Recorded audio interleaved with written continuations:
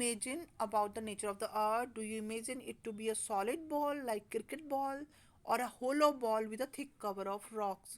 तो ये कह रहा है कि जैसे क्रिकेट की बॉल होती है वो मतलब सॉलिड होती है, जैसे कॉर्क की बॉल होती है ना, बिल्कुल सख्त, अंदर इनसाइड भी उसमें मटेरियल भरा होता है। या एक जैसे फुटबॉल जो कि हॉलो होता है, मतलब बिल्कुल अंदर कुछ में उसमें नहीं होता है। तो ये ऐसा है कि मतलब कैसा है इसको आप सोच रहे हैं, ठीक है। Have you ever seen photographs और images of a volcanic eruptions on a television screen?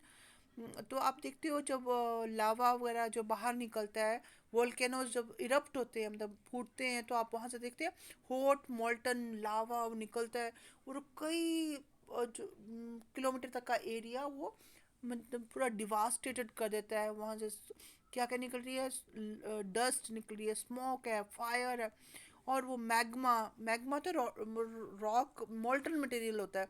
Magma पिघला हुआ जो मटेरियल होता है, रॉक्स भी होती हैं उसमें जलती हुई बिल्कुल दिया, उसका टेम्परेचर बहुत हाई होता है। वो साथ में जो भी चीज़ उसके बस पास आती है, जैसे कोई प्लांट या एनिमल वगैरह, उसको बर्न कर देती है। तो ये सारी चीज़ें अंदर से इन क्रेटर से निकलती है, वॉल्केनिक क्रेटर, क्रेटर जो ओपनिंग है। तो आप देख रहे हैं कि इसका मतलब इंटीरियर ऑफ द अर्थ वो बहुत ज़्यादा, इस चीज़ से समझ पाते हैं कि इंटीरियर ऑफ द अर्थ जो है बहुत ज़्यादा उसमें टेम्परेचर बहुत हाई है, और वहाँ पर सब कुछ मोल्टन मोल्टन शेप में है, मतलब पिघला हुआ है। तो configuration of the surface of the earth is largely a product of the process operating in the interior of the earth. अर्थ के जो इनसाइड जो इंटीरियर में क्या क्या प्रोसेसेस चल रही हैं, तो उसका कारण ये सब निकलता है। एक्सोजेनिक, एक्सो मतलब बाहर का है ना, जेनिक मतलब origin, as well as endogenic inside, endo means inside the, जो वहाँ पर ऑर्गेनिक प्रोसेसेस चल रही हैं। They are constantly they are shaping the landscape, जितना भी लैंडस्केप है, मतलब माउंटेन्स है, रिवर्स है, प्लेट्यूज है, जो सारा जो आपके चारों तरफ लैंडस्केप दिखता है आपको, वो सारा उसी पर ही निर्भर करता है, जो कांस्टेंट प्रोसेस चल रही है वहाँ पर। Okay, they can not be ignored. Okay, तो यहाँ पर देखिए द शेपिंग द लैंडस्केप, वो सब उसको शेप दे। देखिए आप माउंटेन्स थे, जैसे आप यंग फोल्ड माउंटेन्स जो पढ़ते हैं, आपके हिमालयंस जो हैं वो बड़े यंग माउंटेन्स हैं, और जो अरावलीज हैं जो ओल्ड माउंटेन्स हैं, जिनके अपर लेयर जो है वो जो काफ़ी ज़्यादा बिल्कुल जो हाइट्स जो थी माउंटेन्स की, वो सारे इरोडेड हो गई है, और वो अभी उनके वो कम हाइट के अरावली माउंटेन्स, उनको ओल्ड माउंटेन्स बोलते हैं। या फिर प्लेट्यूज हैं, डेक्कन प्लेट्यूज, वो सारे they are the result of the changes of inside earth की, जो ऊपर वाली प्लेट में चेंजेस आ रहे हैं, इनसाइड द अर्थ जो चेंजेस आ रहे हैं, उसके कारण ये सब होता है, ये सब लैंडस्केप बनता है। तो a proper understanding of the physiographic character of a region remains incomplete if the effects of endogenic processes are ignored. अगर हम इन एंडोजेनिक जो उसके इनसाइड जो अर्थ जो प्रोसेस चल रही हैं उसको हम इग्नोर करें, तो हम उसको समझ नहीं पाएंगे, ठीक है। Human life is largely influenced by the physiography of the region. जो हमारी जो ह्यूमंस की जो लाइफ होती है वो बहुत ज़्यादा प्रभावित होती है जो किसी रीजन, जैसे जो जैसे अगर माउंटेनियस रीजन में लोग रहने वाले हैं, वहाँ के लोगों की लाइफ डिफरेंट होगी। जो जो लोग प्लेट्यू रीजन्स में रहने वाले हैं, तो उनके फिजियोग्राफी मतलब जो लैंड की जो चारों तरफ किस तरह का लैंड है, तो उस पर भी डिपेंड करता है जो पर्सन्स पीपल्स उनकी लाइफ कैसी होगी। Therefore, it is necessary that one gets acquainted with the forces that influences landscape development to understand why the earth shakes or how a tsunami wave is generated.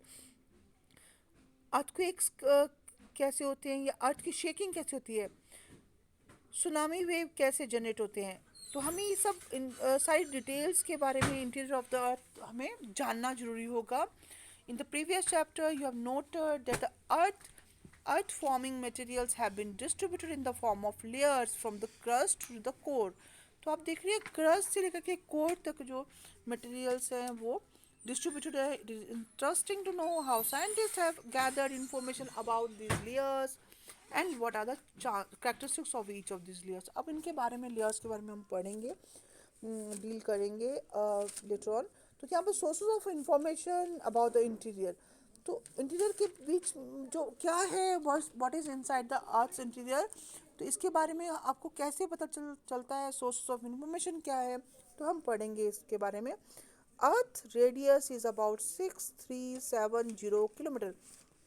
Radius as you know, अगर आप एक जो centre of the अर्थ से लेकर के बिल्कुल बाहर crust तक एक अगर आप वो लाइन ड्रॉ करें, इमेजिनरी लाइन ड्रॉ करें, तो उसका जो रेडियस है वो 6370 किलोमीटर होगा।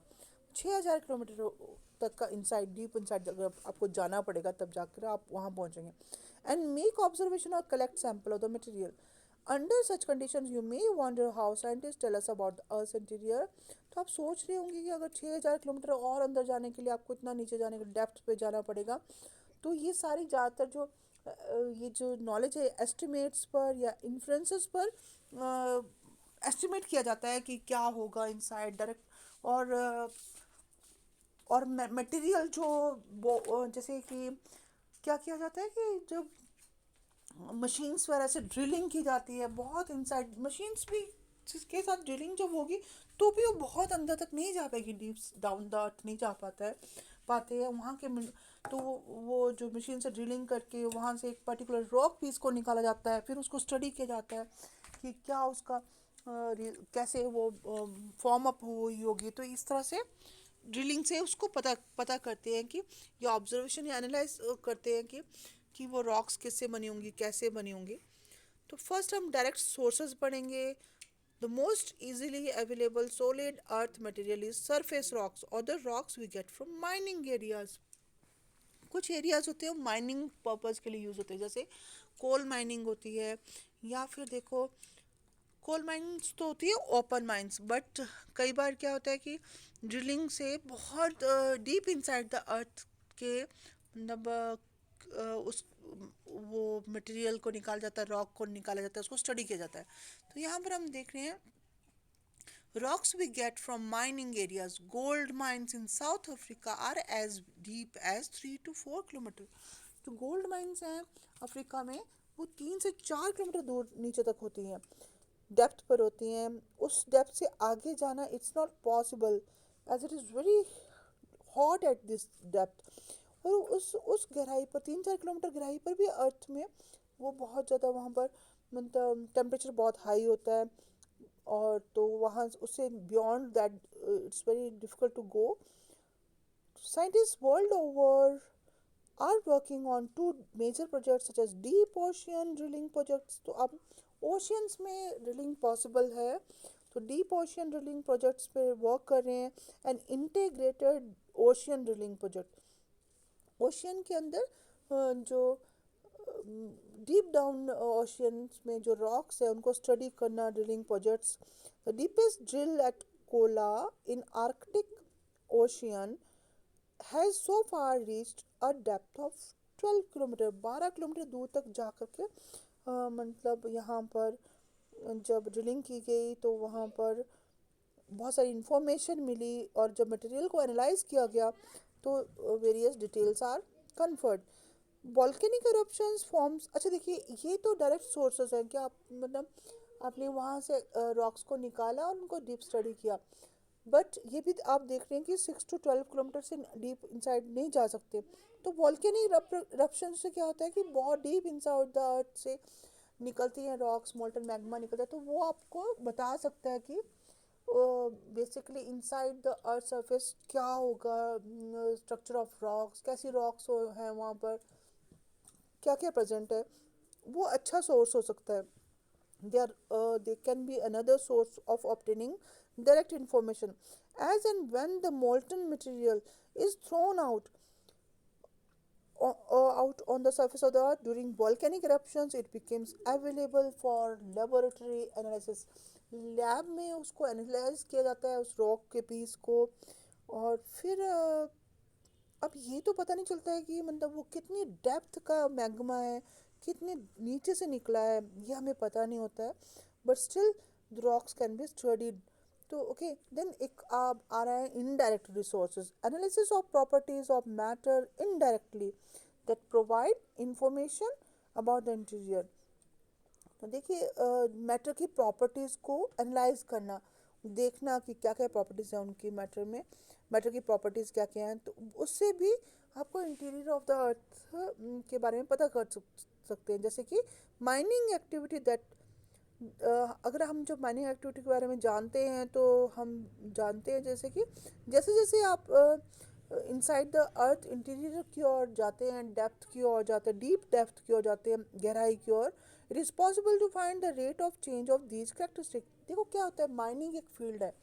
माइनिंग में क्या होता है कि क्या करते हैं कि जो मशीन्स होती हैं उससे ड्रिलिंग की जाती है, और ड्रिलिंग में क्या डायमंड बिट्स आर यूज्ड। वो बिट्स जो वो बोरो वो होल करती है पूरे अर्थ के इनसाइड, और वहाँ से वहाँ का रॉक पोर्शन को लेके आती हैं।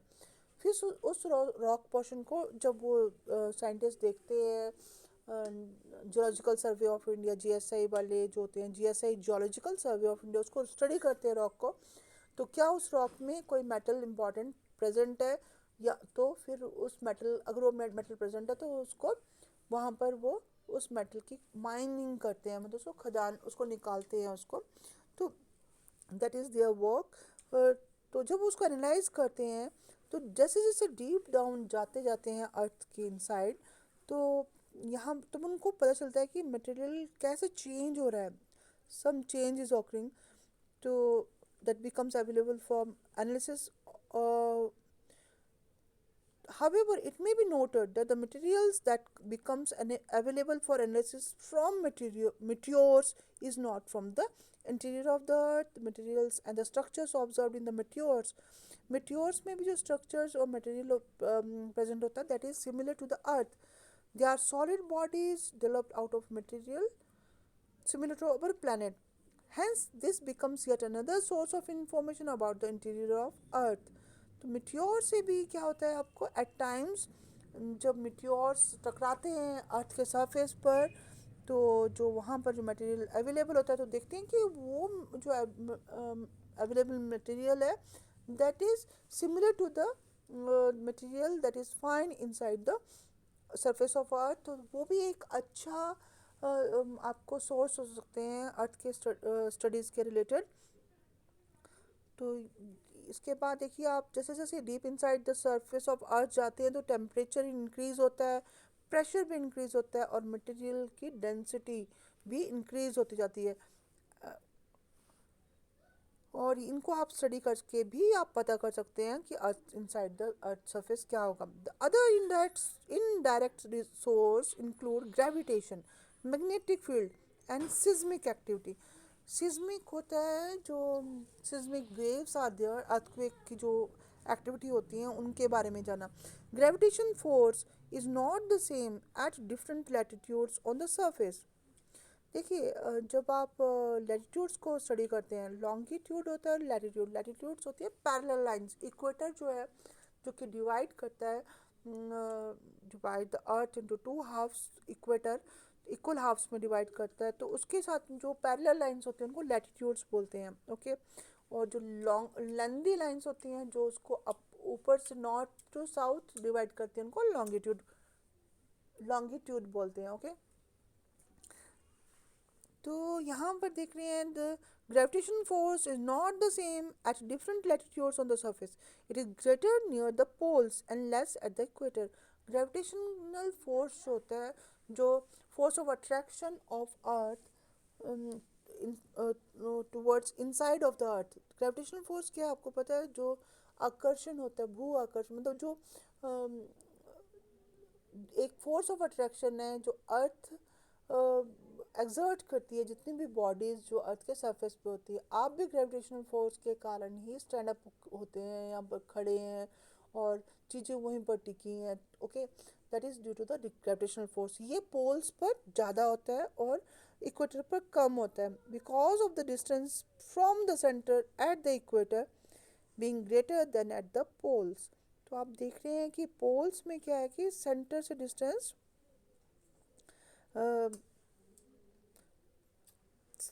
सेंटर से डिस्टेंस कम होता है, और जो जो आपके इक्वेटर में सेंटर से डिस्टेंस जो होता है ज़्यादा होता है। इसके कारण this is the reason why they there is more gravitational force at the poles.